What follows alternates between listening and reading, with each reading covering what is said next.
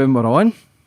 And today's guest, we've got a top G, man. Andrew Tate, how are you? It's been a while, friend. Yeah, 2 years. 2 years. Is that how long it's been? Yeah. Man, it's crazy how life has changed in 2 short years. It's only been 2 years? 2 years. Wow. Crazy. 2 years, mate. If I probably thought that it was me been in and out of prison, mate, but it's yourself. First time for everything. I mean, that was an experience. Certainly interesting. I've only ever been arrested once before in my life. And then the second time I was arrested, I had to do a nice long stint in a Romanian jail cell. So that was certainly an interesting experience. But all you can do is learn from it and move forward, right? Did you ever realise how big you would have got, the most good man on the planet? Worldwide news yesterday. Did you ever see that vision? No. I mean, I knew I'd be big and I knew I had a message. I knew that people would pay attention to it. But the idea that I'd become the most famous man in the world, I didn't see. But I think the reason that's happened is because I've become an anti-hero. But to be a hero, you need to have an enemy. And my enemies have made themselves so visible. And I've also called for a very long time the moves my enemies were going to make. And they continue to prove me right. And when they prove me right, they prove their existence, right? If I sit there and say, the Matrix is after me and the Matrix is going to do this, and then it happens, well, then they prove their existence. So I am now in the middle of a battle, and battles are certainly entertaining. They've always been entertaining. And I'm not just an influencer. I'm a guy who's engrossed in a battle. And I think a lot of people find affinity in my message and understand that me fighting this war is in many ways fighting for all the men on earth. It could happen to anybody. So they've made me bigger and bigger. And it's kind of like the attempt to shrink me and destroy me has done the absolute opposite. And here I am. So what was the connection with you and Greta Thunberg? Was that any connection or was it just blown out of proportion? I think it was blown out of proportion because that was the day I came here to pack clothes and then I got arrested. I think it was blown out of proportion. But Greta is certainly one of the protected class. I don't think many people at home realize, and I'm going to try and explain it as simply as possible, that once you get to a certain level of fame and wealth, the people who are in charge of the world want to also be in charge of you. Because once they're in charge of you, they can allow you to exist because you'll push their narratives. And for you to join their team, you have to sell your sanity. You have sanity inside of your mind. You're a sane person. You're a hardworking person. But you have to take that sanity out and sell it. They'll usually give you a large contract for X amount of million for whatever TV station or whatever company or whatever product. You have to take the sanity out of your brain, give them the sanity, and then you'll take the 20 million, and then you'll say, yeah, that is a girl with the balls hanging out of her dress. Put her in the girl prison. You're transphobic. And you have to just sell your sanity, and then you get to join their team. And once you join their team, you're part of the protected class. And the protected class is protected by basically every institution, but especially the media. Look at Philip Schofield. Guy's a groomer. 100%. Sexual predator. And look, after 24 hours, they're printing photos saying, leave him alone, his mental health, he's on the edge, poor Philip Schofield. Me, 14 months in, human trafficker, rapist, I haven't even been convicted.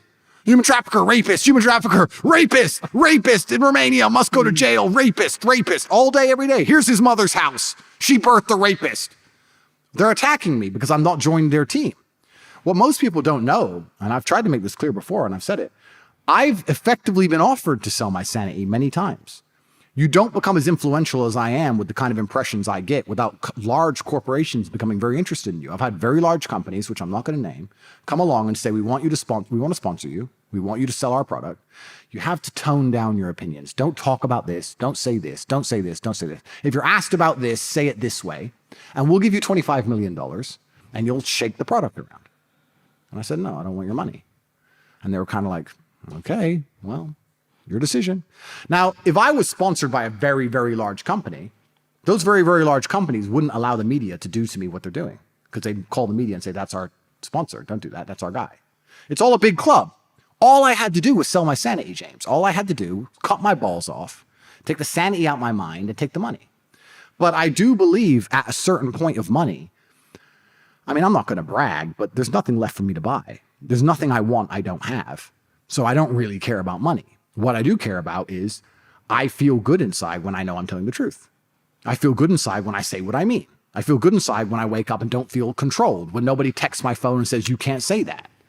I feel good inside when I feel like I'm helping people. That's worth more to me than money. So I never sold out.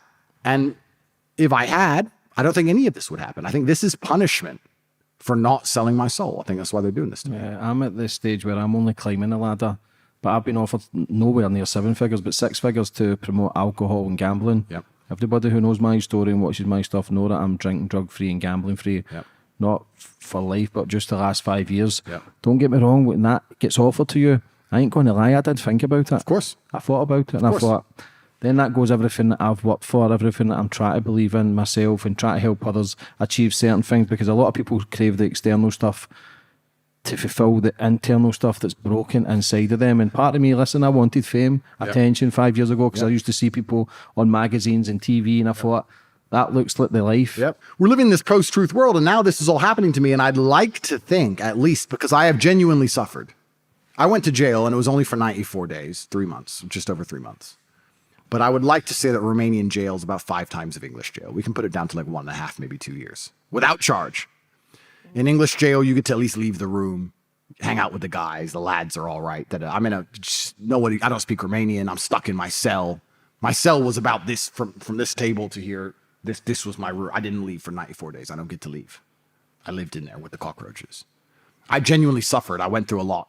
And one of the things that gives me solace is knowing that I suffered for a reason, at least. And I think the reason I suffered is to wake people up to a lot of things about the way the world works. The harder they push this narrative and the less people believe them, the less credibility they're going to have to hurt anybody else. So at least, perhaps, there's a good side to all of this, right? They're going to try every weapon on me to the point where it's so obvious all they do is lie that it's going to be very hard for them to lie again. And hopefully it brings some truth and some honesty to the world. And that's, I guess, where I've been trying to find some solace from the experience overall. How's this been on your daughters and your kids? Yeah, that's the worst thing about this. Like, this is not a victimless crime, what's happening to me, because no crime has taken place. And then I'm being persecuted, and that's not a victimless crime. Of course, my brother and I have suffered, but so has my family. My mother suffered, my children have suffered, the mothers of my children have suffered, everyone close to me has suffered. People are suffering because of this. For what? For who? Who are we suffering for? To protect who? People who say we're not victims, this is stupid? Who are we protecting? So yeah, there's been genuine heartbreak and a lot of people crying on my side, which nobody seems to give a shit about. Nobody talks about all the BBC and all these garbage and MSN are constantly attacking me, never talk about my mental health. They talk about Philip Schofield's mental health, of course, after 2 days. After a year of attacking me, they don't talk about my mental health. They don't care about my family. They'll just put her address and dox all my family and just try and get everybody in trouble because I'm not part of the club, right? Because I haven't sold my soul. And there's been a lot of people who suffered. And I think that, in fact, in jail, I said it to Tristan. I said, we're sitting here in this hell, but everyone we love at least is taken care of. At least mom can eat, at least the kids can eat, at least the rents are paid. At least we're suffering because men are built to suffer, but everyone we love is taken care of. That gave me some solace. But the way they've attacked me, they didn't intend for that to be true. They intended for me to be bankrupt. They intended for me to be completely destitute and destroyed. They intended for me to sit in a cell knowing that I can't feed my kids. That's what they wanted to do. Just because I've managed to make sure that didn't happen, that doesn't mean it wasn't their intention. Their intention is purely and truly evil. And it makes you wonder, who are these people who want to operate in this way? Who are these people sleeping well at night? But I guess the world's always kind of been that way, hasn't it? What was it like getting out? Was it a relief? Yeah, I wouldn't say getting out of jail was particularly, I wouldn't even say it was relief. It's weird. It's so weird the way the human mind works. If you were in that little submarine at the bottom of the ocean, you'd do anything to not be in that submarine. You'd do anything to not be in that submarine. But all the times they weren't in the submarine, they didn't care. Isn't that amazing? You'd do anything to not be in jail. I'll do anything to not be in jail if I can just get out of jail. And then you get out of jail, a few months go by. It's like another day, isn't it? Isn't it crazy how ungrateful humans are? Think about it. You talked about mental health. Let's talk about this. Let's talk about how massively ungrateful the human mind is. Heaven forbid, something bad happens to a family member. You do anything to have them back. How often do you call them? Yeah, a couple of times a week. You just don't. Yeah, you just don't give a shit. It's so weird. Jail did give me a few things which I am super thankful for and will always be thankful for. And I made sure in jail, I said, I'm not going to allow myself to ever be ungrateful for these things again. Like a cold drink. Because getting cold drinks was nearly impossible. And I got a cold one, it was a completely different scenario. Or even hot water. You could get hot water once a day for tea. And I was arrested in January. It was freezing. I had hot water, like a hot water bottle. I'd make the most of it. I'd hold it for a while, and then I'd make a tea and then hold it for a while. So there's certain things now that even when I put the kettle on, I'm like, yeah, okay, hot water is gangster. I like hot water. But in general, yeah, it's kind of amazing how life goes on to a degree. I guess it has to. I guess it's how the human mind adapts. So. Who was it being away at Christmas, New Year, away from the family, the ones who love you the most? The worst thing about the New Year thing is me and Tristan were having this long argument about what we're going to do for New Year's. We were sitting there planning it like arrogant millionaires. Let's go to Vegas. No, it's too far. We got this party in Dubai. Yeah, we got this party in Dubai, but I heard Dubai, the traffic's shit. New Year's. We can go to Bali. I don't want to fly that far. Like, we're sitting there like arrogant millionaires complaining about all these options we have all around the world. And then New Year's Eve rolls around and we're in a Romanian jail cell with cockroaches. It's like the ultimate punishment from God for sitting there going, this will be boring. That'll be boring. And I'm just sitting there looking at the cockroaches on the wall. And the song that was playing down the hall, the guards were playing some. Do you remember the Ketchup song? Do you remember that song? Mm-hmm. Hey, ha, hey, it was everywhere for a while. That was on the speaker way down the hall, and there's that song and cockroaches, and I saw the fireworks go as it struck 12, and I was kind of like, and my first thought was, I hope I'm not here next New Year. You know, it's like, is this the first of many? I don't know. It was scary. I'm not going to lie to you. It was scary, but it was a test, I guess. What do you think life is? That's a good question. And we can answer it from a very boring way. We can talk about it, that we have a responsibility to reproduce and we should have children. But I think life is many different stages. And I think that at the beginning, especially, and for a long period, you learn. You do learn the whole way through life, but you learn. And once you've learned enough, I think you get to a stage, and I'd like to feel like I'm almost there. Maybe you're 30, maybe at end of your 30s. You've learned enough to implement all of the lessons and live a good life. And then I think once you get older, let's say 60 something plus, you don't live for yourself anymore. You live vicariously through the people you care about. That's what I believe. I think that by the time I'm 60, I'm going to be more interested in what my kids are doing than what I'm doing. Maybe I'm wrong. I'm not 60. I'm just guessing. But I think that's what life's all about. I think it goes through different stages. And I've never really seen, and the reason I say this is, the old people I know who are on their deathbeds, they're only sad to die because they're going to miss me. They're not sad for themselves. I don't know if you ever noticed that. They're like, I'm going to miss you. What are you going to be okay? They're worried about you. Like they're living through you so much. They're so vicariously living through you that their concern is for you. They've lived enough. So they kind of get to a point where like, well, I don't want to live. I don't care about me, but are you going to be okay? It's kind of weird. But it was the same thing for me in jail. I'd call my mom and say, are you okay? Is this okay or that? And she goes, I can't believe you call me from a jail and I'm trying to ask if you're okay. And you're saying I'm fine. And all you care about is me. Yeah, because I'm my man. It's kind of what I'm supposed to do, right? Take care of you. Yeah, when I was in prison at 22, my mum used to come and visit, and I was in a place called D-Hole, but I could see out the back, and I had that pup, a boxer dog, and she used to bring him up with my dad. My dad got diagnosed with leukemia, but I used to always put on the brave face, and it still breaks my fucking heart thinking about it, that the torment, because we're the babies, yep. We're the sons. Yep.